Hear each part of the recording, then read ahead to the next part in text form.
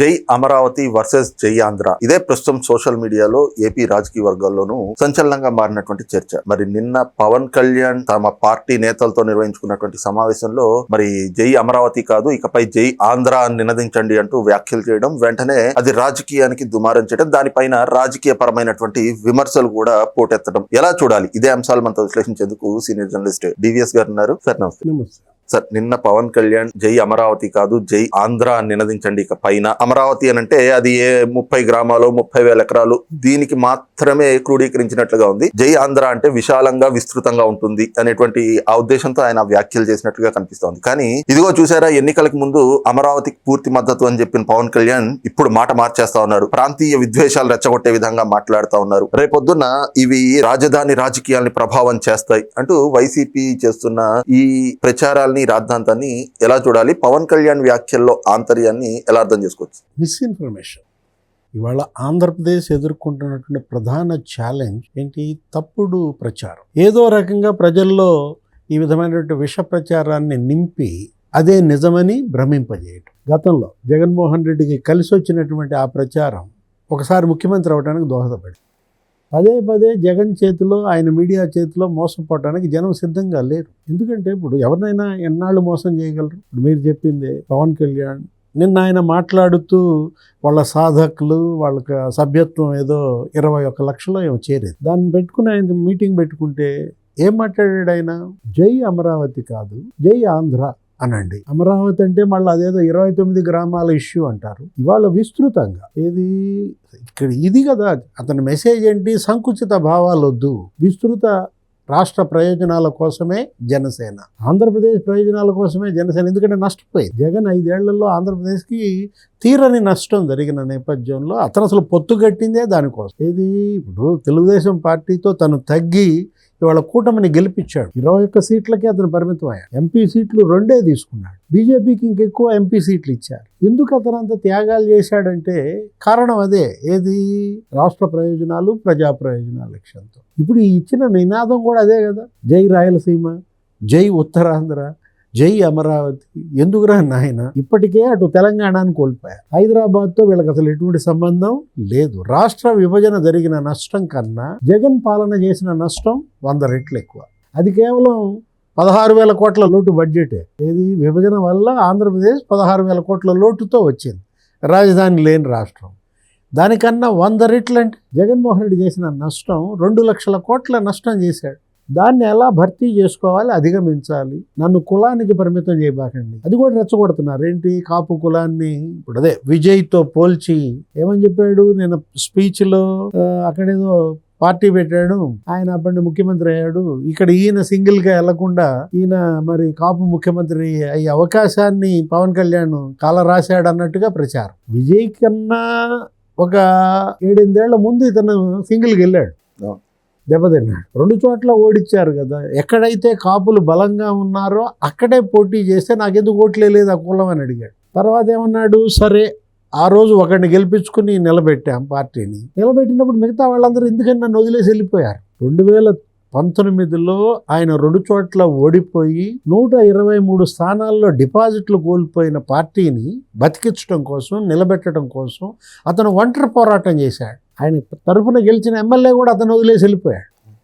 అలాంటి పరిస్థితుల్లో ఇవాళ పొత్తు పెట్టుకుని ఇవాళ బ్రహ్మాండంగా డిప్యూటీ సీఎం అయి తనేంటి వాళ్ళ నాకు చంద్రబాబుతో విభేదాలు ఉన్నాయి లేవని నేను అన్నాను. ఆ విభేదాలపై చర్చిస్తున్నాం, పరిష్కరిస్తున్నాం. కూటమిలో కూడా చిన్న చిన్న సమస్యలు ఉన్నాయి, ఇవి పెద్ద సమస్యలు కావు, అవి పరిష్కరిద్దామంటూ ఆయన ఇచ్చిన పిలుపు. ఇక్కడ ప్రాంతం వద్దు, కులం వద్దు, రాష్ట్రమే ముద్దంటూ తనేంటి జగన్మోహన్ రెడ్డి మీద ఎందుకంత అతను సీరియస్ అయ్యి ఒక రకంగా ఏంటి బాయ్కాట్ వైసీపీ అని పిలిపించాడు. Hello AP, by by YCP అన్నది ఎందుకు? ఈ నష్ట నివారణ చర్య అది. ఇప్పుడు అమరావతి మీద ఆయనకి ఏదో మోజు తగ్గింది. ఇప్పుడు ఏమిటి మావిగన్ అదే గొప్ప నిర్ణయం అని చెప్పి ఇప్పుడు ఆయన చెప్పకనే చెప్తున్నాడు పవన్ కళ్యాణ్ అంటే. ఇక మావిగన్ను అమరావతి వేరు కాదు కదా. అమరావతిలోనే మావిగన్ ఒక భాగం, గ్రేటర్ అమరావతి.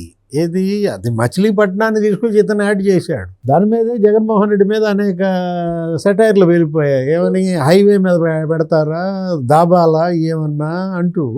ఇవాళ మావిగన్ గురించి అసలు జగనే మళ్ళీ ఇంకా నోరు తెరవట్లేదులే.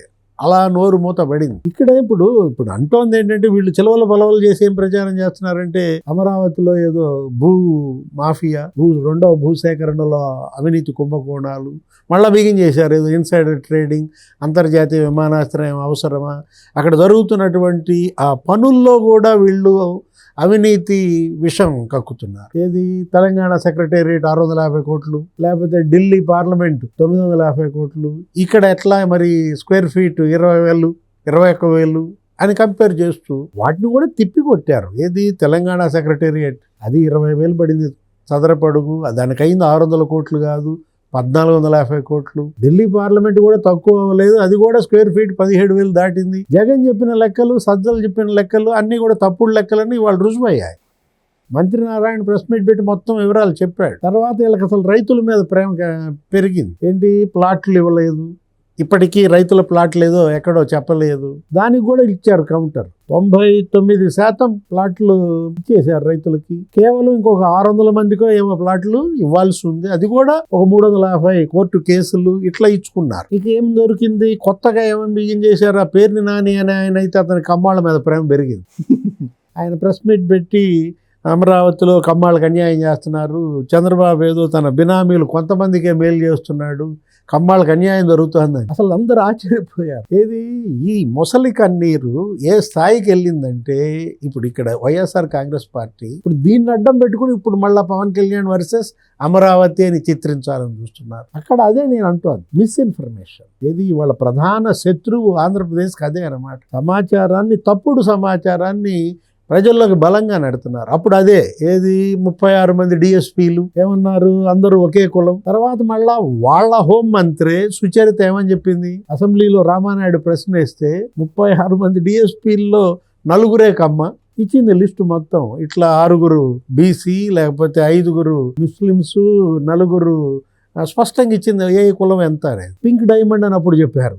అసలు మరీ విజయసాయి రెడ్డి అయితే ఇప్పుడు వెళ్ళి ఎతికితే దొరుకుతుంది చంద్రబాబు ఇంట్లో, లేకపోతే రాజీనామా చేస్తాను. మళ్ళా వాళ్ళ ధర్మారెడ్డే చెప్పాడు ఏమని, పింక్ డైమండ్ అనేది అసలు లేదు. ఆ నటరాజు కమిటీ అది ఎప్పుడో చెప్పింది. ఆ రమణ అప్పట్లో పనిచేసిన విజిలెన్స్ ఐపీఎస్ ఆయన చెప్పాడు అసలు పింక్ డైమండ్ అనేది లేదు. అంటే అప్పుడు ఏ మిస్ఇన్ఫర్మేషన్ అయితే వాళ్ళకు ఉపయోగపడిందో ఇప్పుడు అదే మిస్ఇన్ఫర్మేషన్ నమ్ముకుని దారుణంగా ఇక్కడ ప్రచారం చేస్తున్నారు. ఋషికొండకిను సింహాచలం అప్పన్న కొండకి ఏదో ముడి పెడుతున్నారు. ఏది దాన్ని ఏదో గుండు కొడుతున్నారు.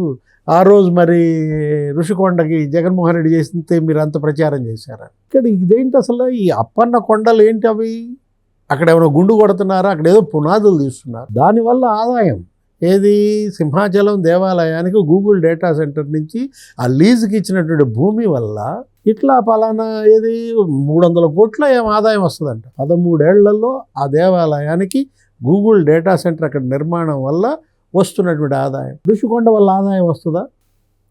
ఇది ఒకటి యొక్క విలాసం కోసం కట్టుకున్న భవనం.